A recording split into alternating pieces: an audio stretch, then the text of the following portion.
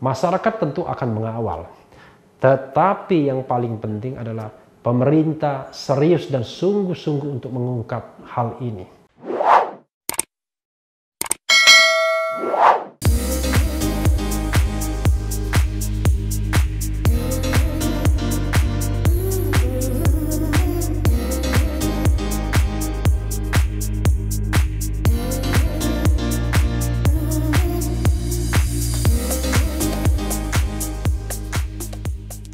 Assalamualaikum warahmatullahi wabarakatuh, Sobat RH sekalian. Jumpa lagi kita di channel yang keren ini, Keren Cadas. Kita masih dalam suasana Idul Adha, ini hari tasyrik ya. Masih takbir sesungguhnya, walaupun memang tidak sebanyak atau sekencang pada hari pertama 10 Zulhijjah. Tapi ya tetap saja takbir ya. Allahu Akbar, Allahu Akbar, Allahu Akbar.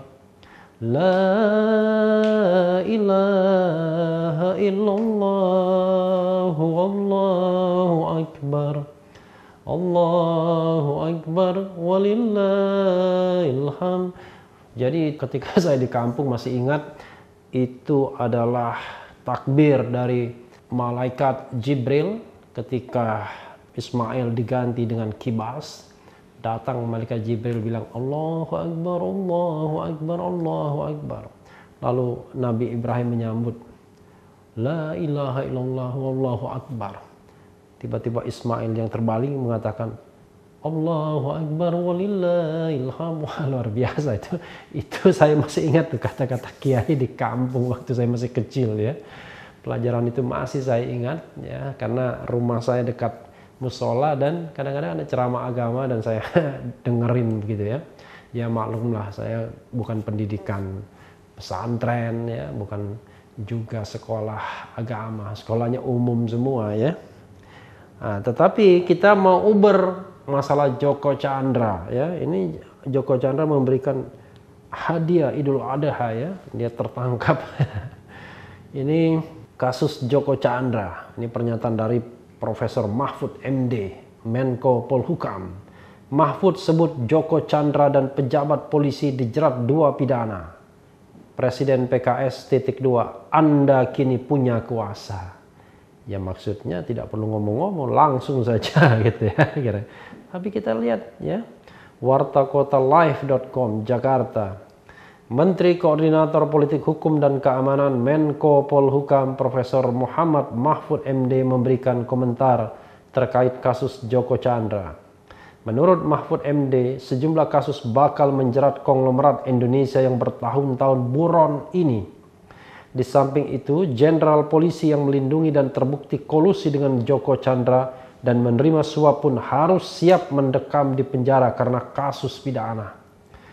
Ya mudah-mudahan serius ya, karena kalau Menko Polhukamnya sudah ngomong, harusnya jajaran di bawahnya ya ikut. Karena memang Jaksa Agung, kemudian Kapolri kan berada di bawah koordinasi Menko Polhukam. Walaupun tentu ya dalam proses penyelidikan dan penyidikan, dalam proses due process of law itu harus independen.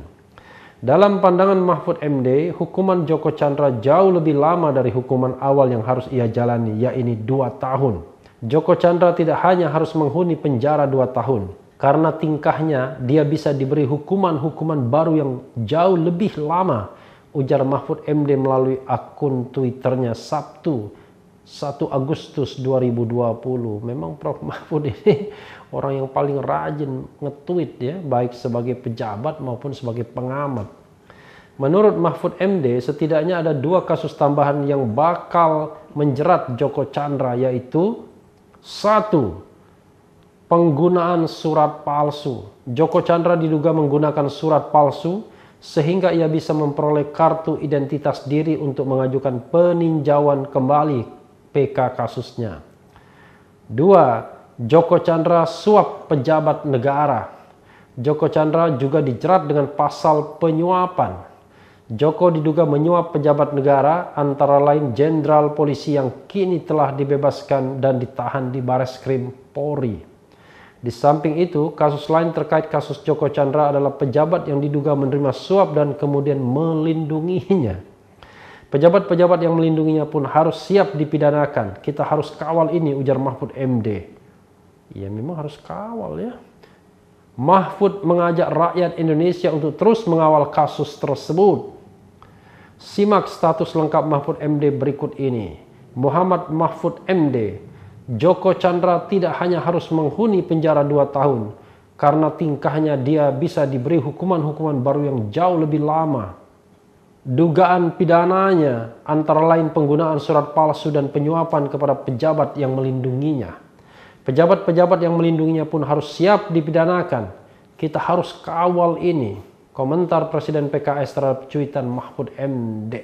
Sementara itu, Presiden Partai Keadilan Sejahtera PKS Muhammad Sohibul Iman meminta Mahfud MD tidak hanya membuat pernyataan, tetapi juga perlu melakukan langkah konkret sebagai pejabat. Benar juga. Seperti diketahui, Mahfud MD kini adalah Menteri Koordinator Politik Hukum dan Keamanan, Menko Polhukam, yang antara lain membawai persoalan hukum. Saya senang sekali baca komentar Anda, Pak Muhammad Mahfud MD, karena Anda bagian dari pemerintah, ujar Sohibul Iman. Menurut Sohibul Iman, sebagai seorang Menko, tentulah pernyataan Mahfud MD lebih didengar. Iya, daripada pernyataan yang lainnya, termasuk pernyataan Refli Harun. Karena itu, dia meminta Mahfud MD juga menggunakan kekuasaan yang dipegangnya untuk penegakan hukum dan keadilan. Gunakanlah kekuasaan yang Bapak miliki saat ini dengan sebaik-baiknya untuk selamatkan hukum pakai N ya, keadilan di NKRI. Rakyat dukung Pak, katanya. Wah, rupanya cuit-cuitan. Simak cuitan Muhammad Sohibul Iman berikut ini. Wah, ini ya luar biasa. Joko Chandra dan Brigjen Prasetyo Utomo. Sebelumnya diberitakan, Kejaksaan Agung langsung mengeksekusi terpidana kasus hak tagih Bank Bali Joko Chandra setelah menerima dari Mabes Polri Jumat 31 Juli 2020 malam. Joko langsung menjalani masa hukuman 2 tahun penjara sesuai vonis Mahkamah Agung dalam kasus Bank Bali tersebut. Coba kalau dia tidak lari, kan sudah bebas dia. Belum lagi, 1, dia bebas. 2, kan potong masa tahanannya lumayan biasanya. Tapi mungkin ada kasus lain, ada hal lain yang harus ditutupi sehingga jangan-jangan disuruh lari ya. Karena ada spekulasi mengenai, coba cek itu, aliran dana uang Joko Chandra. Karena di situ bisa melibatkan menyebut beberapa nama ya. Jadi memang banyak nama-nama ketika kasus Bank Bali meledak di tahun 1999 kalau tidak salah. Ya, jadi pada waktu itu banyak sekali nama-nama yang terlibat ketika dilihat aliran dana Bank Bali ya. Nah, itu juga yang mungkin membuat sudah lari-lari saja, jangan-jangan ya. Ia ditempatkan sementara di Rutan Bareskrim Polri atau Lembaga Pemasyarakatan Salemba cabang Mabes Polri.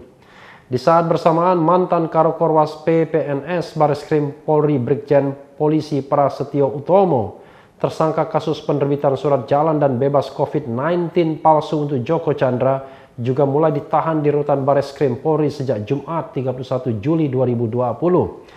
Ini artinya Joko Chandra dan Brigjen Prasetyo sama-sama mendekam di Rutan Bareskrim Polri mulai Jumat ini. Mudah-mudahan tidak di satu tempat kan. Kalau satu tempat nanti malah ngerumpi ya. Malah berkoordinasi nanti. Meski begitu, Karopenmas Humas Polri Brigjen Polisi Awi Setiono memastikan bahwa keduanya berada dalam ruangan dan tempat terpisah. Sudah terkonfirmasi ya. Serta tidak akan diberi kesempatan berkomunikasi. Ya diperiksa bawa handphone nggak mereka. Jangan sampai kemudian tiba-tiba mereka bisa berkomunikasi melalui mobile ya, melalui handphone.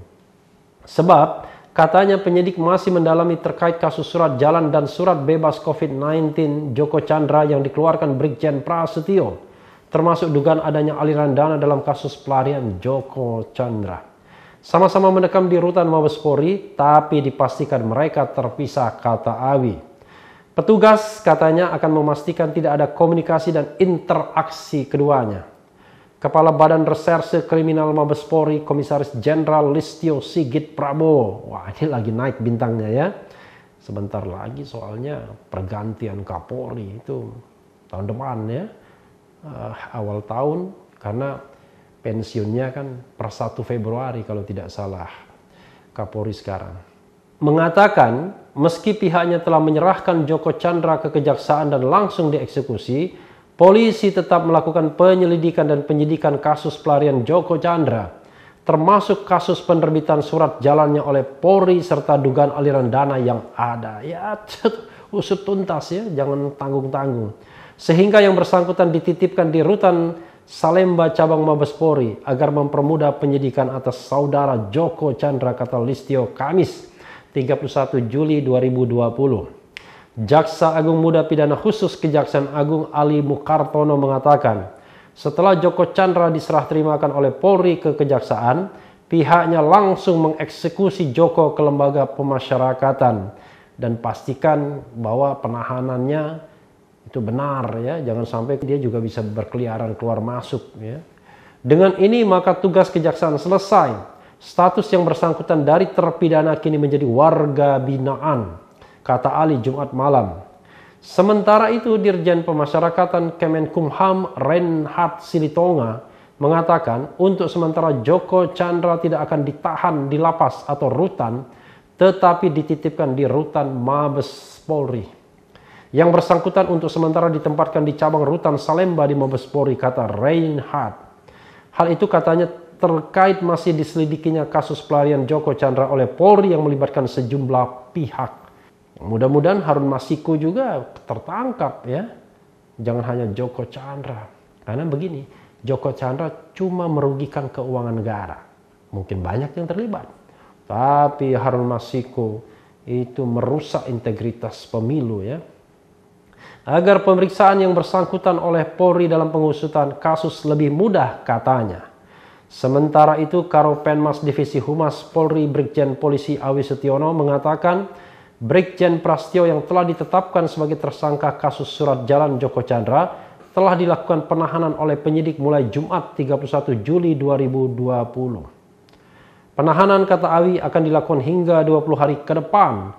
Penahanan terhitung mulai tanggal 31 Juli 2020 selama 20 hari ke depan, kata Awi Jumat 31 Juli 2020. Ia menjelaskan Brigjen Prastyo ditahan di rutan Bareskrim Polri. Ini tambahan juga menarik ini, terus bersambung terus ini beritanya ya. Ini tambahannya saya bacakan, ya, kalau dibacakan semua panjang sekali ya. Penangkapan Joko Chandra harus jadi jalan pembuka pembersihan institusi penegakan hukum. Ini penting ini. Keberhasilan Polri menangkap buronan selama 11 tahun kasus hak tagih Bank Bali, Joko Chandra di Malaysia dinilai oleh pakar psikologi forensik Reza Indragiri Amril sebenarnya bukanlah nilai tambah tetapi merupakan hal yang wajar. Ya mungkin tugas Polri memang kan begitu. Reza berharap dan akan lebih respek jika penangkapan Joko Chandra ini menjadi jalan pembuka bagi pembersihan di seluruh lembaga penegakan hukum, baik secara pidana atau penindakan organisasi. Oke lah, ini bagus, tapi bagi saya penangkapan itu wajar-wajar saja. Kerja yang dinilai serius, lebih karena selama ini seperti disinyalir masyarakat tak serius. Bahwa DT, maksudnya Joko Chandra, nanti diproses itu pun biasa saja. Ujar Reza kepada Warta Kota Jumat 31 Juli 2020. Dengan dasar sikap seperti itu, walau tidak saya nihilkan, tapi saya tidak akan mencatat penangkapan tersebut sebagai nilai tambah. Karena ini banyak pejabat termasuk pendukung yang agung-agungkan ya, mendorong penangkapan itu sebagai sebuah prestasi luar biasa. Tapi kata pengamat, biasa saja, kata Reza ya. Jika dikaitkan dengan narasi pencalonan Kapolri pengganti Jenderal Idam Aziz, tambah Reza. Ini sudah bicara tentang Kapolri baru ya. Ia mengaku lebih respek jika penangkapan Joko Chandra menjadi jalan pembuka pembersihan seluruh lembaga penegakan hukum. Nah ini juga yang saya dambakan ya. Sebenarnya kita reformasi sudah berapa tahun ini? Sudah 22 tahun reformasi, tapi sepertinya soal penegakan hukum, soal institusi hukum ini masih bermasalah. Kita harus pecahkan sama-sama. Sebab seperti diketahui, keluar masuknya Joko Chandra ke Indonesia secara leluasa meski sebagai buronan, melibatkan para oknum di lembaga penegakan hukum, mulai dari jenderal polisi sampai diduga jaksa. Saya lebih respek kalau penangkapan ini menjadi jalan pembuka bagi pembersihan di seluruh lembaga penegakan hukum. Pembersihan lewat penindakan organisasi dan pidana, lalu hasilnya diumumkan ke publik, kata Reza. Ya, azas transparansi ya, good governance dan clean government ya. Menurut Reza, sisi itu akan lebih dihargai karena di institusi penegakan hukum disinyalir cukup marak kebiasaan menyimpang. Yang ngomong Reza. Mengapa sisi itu yang justru lebih saya hargai? Tak lain karena di institusi penegakan hukum marak subkultur bernama Blue Curtain Code atau Code of Silence. Ya. Code of Silence ya. Kode diam-diam ya. Yaitu kebiasaan menyimpang untuk menutup-nutupi kesalahan sesama kolega, katanya. Code of Silence menurut Reza terdapat pada seluruh lapisan organisasi penegakan hukum. Tapi efeknya lebih destruktif ketika berlangsung di jajaran petinggi. Ya jelas saja ya. Alhasil siapapun yang mampu menolak Code of Silence itu artinya sanggup melakukan pembersihan internal dan dialah yang cocok menjadi orang nomor 1 di organisasinya, ujar Reza. Ya, memang sobat era sekalian, sebenarnya banyak dimensi yang bisa dikaji dengan penangkapan Joko Chandra ini. Pertama, kenapa lama sekali baru tertangkap? 11 tahun sejak 2009 buron. Berarti ketika diributkan, ada pengawalan dari masyarakat, ada sorotan dari masyarakat, barulah kekuasaan bisa memerintahkan. Perintah langsung presiden, tangkap Joko Chandra, tertangkap. Walaupun ada spekulasi kok Joko Chandra alisnya lebih tebal. Nah itu saya tidak tahu sobat era sekalian ya. Apakah yang ditangkap itu yang asli atau tidak? Allahu alam ya. Karena saya juga tidak bisa memastikan. Tetapi katakanlah itu Joko Chandra sebagaimana yang kita pahami. Itu satu aspek. Kenapa lama sekali? Dan ini juga harus berlaku kepada buronan lainnya, termasuk yang paling gres Harun Masiku, yang hilang sejak dinyatakan tersangka awal Januari, sekarang bulan Agustus awal. Coba bayangkan, lebih dari setengah tahun hilang itu orang. Harusnya ada perintah juga dari Presiden, Harun Masiku tangkap, bongkar kasusnya. Seperti saya katakan tadi, kalau Joko Chandra hanya merugikan keuangan negara, ini merugikan integritas pemilu dan penyelenggara pemilu. Ini maha penting di Republik ini. Karena menyangkut jabatan-jabatan penting. Mulai dari presiden, anggota DPR, anggota DPD, dan anggota DPRD. Jangan sampai kemudian beberapa mereka menang pemilu karena kong kali kong dengan penyelenggara pemilu baik di pusat maupun di daerah. Buktinya kan sudah ada. Bukan tidak ada. Dimensi lainnya adalah soal keterlibatan pihak-pihak yang melindungi Joko Chandra. Mulai dari proses pelariannya, hilangnya dia, lalu sampai dia bisa datang ke Indonesia mengurus banyak hal. Mulai dari bebas COVID-19, buat EKTP, mengajukan peninjauan kembali dan lain sebagainya. Itu orang 2 tahun saja tidak mau ya. Padahal 2 tahun potong masa tahanan habis selesai. Tetapi bisa jadi dimensi lainnya adalah karena banyak nama yang barangkali bakal terlibat kalau kasus ini dibuka lagi dan diungkap aliran dana yang dulu pernah dimuat di berbagai media. Terutama tahun 1999. Karena kalau tidak salah kejadian ributnya soal cesi atau hak tagih Bank Bali ini tahun 1999 di awal era reformasi. Wah, pada saat itu kan semua berani memberitakan. Tidak ada lagi orang yang bisa memprotek seseorang dari publik, ya, dari mata publik melalui media. Apalagi sekarang dengan maraknya media sosial. Pada waktu itu hanya belum ada media sosialnya, baru kebebasan medianya, dan medianya masih konvensional, yaitu televisi, radio, surat kabar. Tapi sekarang seorang pribadi warga negara pun seperti saya bisa menjadi citizen jurnalis ya, memberitakan apa saja melalui platform media sosial. Dimensi lainnya ya tentu mengenai bagaimana membersihkan internal kelembagaan. Ya saya berharap ini menjadi pembelajaran yang luar biasa baik bagi Jaksa Agung maupun Kapolri. Untuk bagaimana mereka bisa memunculkan determinasi dalam melakukan penguatan, pembersihan di internal masing-masing. Agar betul-betul menjadi lembaga penegak hukum yang bisa dipercaya. Jangan sampai masyarakat, warga negara merasa putus asa dengan penegakan hukum. Untuk Kapolri Idham Aziz, waktunya tidak banyak, hanya berapa bulan lagi, karena Januari akan pensiun dan per Februari sudah tidak akan menjabat lagi. Jangan-jangan bisa diganti pada akhir tahun atau awal tahun 2021. Kalau sekarang bulan Agustus, tinggal Agustus, September, Oktober, November, Desember, 5 bulan lagi untuk betul-betul melakukan proses pengabdian yang luar biasa, memberikan legacy yang luar biasa. Untuk Jaksa Agung ST Burhanuddin, waktu masih banyak, masih panjang. Masih banyak keluhan-keluhan terhadap penegakan hukum di Kejaksaan Agung. Dan ini ada jaksa yang juga diduga terlibat dalam pelarian, dalam banyak hal yang dilakukan Joko Chandra, bahkan sempat bertemu segala. Ada fotonya. Nanti kita lihat siapa jaksanya ya. Nah, dimensi-dimensi itulah yang harus dikuat. Ini harus menjadi momentum, dan yang tidak kalah penting adalah karena ini sudah dimulai oleh Profesor Mahfud MD sebagai penguasa, Prof. Mahfud yang juga senior saya yang saya sangat hormati, masyarakat tentu akan mengawal.